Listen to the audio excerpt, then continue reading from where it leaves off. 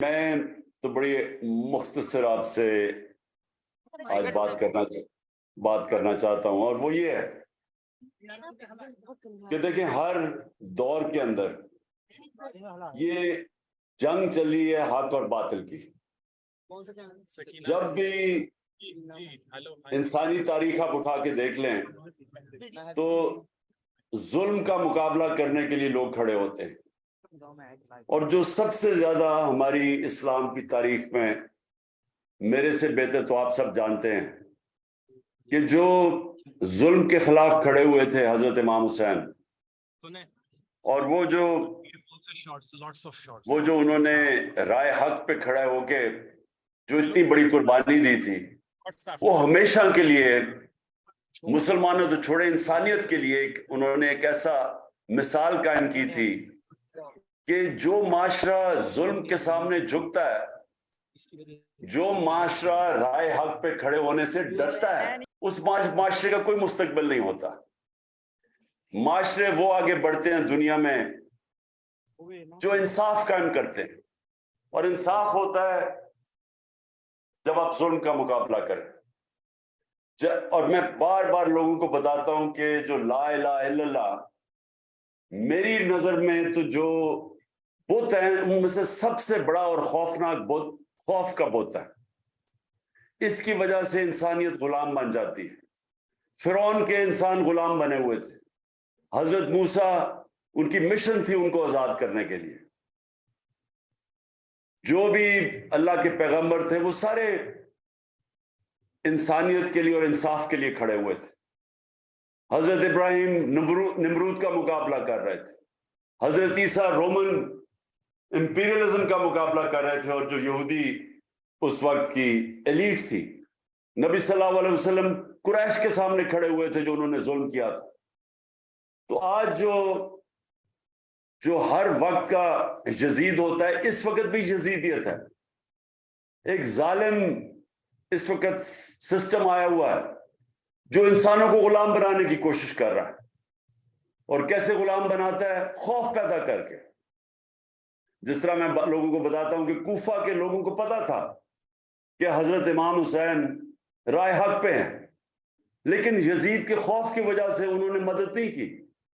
तो आज भी खौफ तारी किया जा रहा है। एक वो लोग ऊपर मुसल्लत किए गए हैं और उनके हैंडलर्स हैं जो मुल्क के नामवर डाकू हैं, जो एनआरओ के लोग हैं, जो दूसरी दफा एनआरओ ले रहे हैं। तो जो इनके खिलाफ आवाज बुलंद करता है उनके ऊपर हर किस्म की सख्ती की जा रही है। हमारे लोगों को पकड़ा जा रहा है, धमकाया जा रहा है, मेरे ऊपर कातला हमला किया। ये सारी कड़ी है इसके कि किसी ना किसी तरह हम इनकी गुलामी कर लें, कि हम कबूल कर लें इन चोरों को। तो ये वो मेरी नजर में एक पाकिस्तान की तारीख में बहुत अहम मोड़ है। ये फैसला करेगा कि हम मुल्क जाता किधर है। क्या वो उस रास्ते पे जाता है जो हमारी अजमत का रास्ता है, या वो तबाही के रास्ते पे जाता है। और वो जितनी मेरी कौम इस वक्त एक इंसाफ के साथ खड़ी होगी, रूल ऑफ लॉ के साथ, कानून की हुक्मरानी के साथ, अदल और इंसाफ के साथ, उतना ही अपने ऊपर से ये जुल्म खत्म करेगी और कौम की परवाज ऊपर होगी। और अगर हम इस वक्त इसको कबूल कर लें कि इनके खौफ की वजह से, कि क्योंकि ये जेलों में लोगों को डाल रहे हैं, हमारे लोगों को पकड़ रहे हैं, अली अमीन को पकड़ा, अली जैदी को आज पकड़ा, हमारे सोशल मीडिया के लोगों को पकड़ा है, लोगों के ऊपर तशद्दुद किया है, जुल्म किया है, सिर्फ ये खौफ तारी करने के लिए कि हम इनको किसी तरह कबूल कर लें। तो मैं आज की महफिल को सिर्फ आपको ये पैगाम देना चाहता हूं कि ये वो टाइम है जो हम सबको मिलके इस यजीदियत का मुकाबला करना है। हमने इस मुल्क में कानून की हुक्मरानी और इंसाफ और आइन के साथ खड़ा होना है। और ये जब हम खड़े होंगे तो तब ही हम अपने मुल्क को एक हकीकी तौर पे आजाद करेंगे। आजाद कौमें वो हैं, आजाद कौमें वो हैं जिधर इंसाफ है, जिधर फंडामेंटल राइट्स हैं, बुनियादी हकूक हैं, जिधर कमजोर को ताकतवर तहफ़्फ़ुज़ देता है उनका कानून।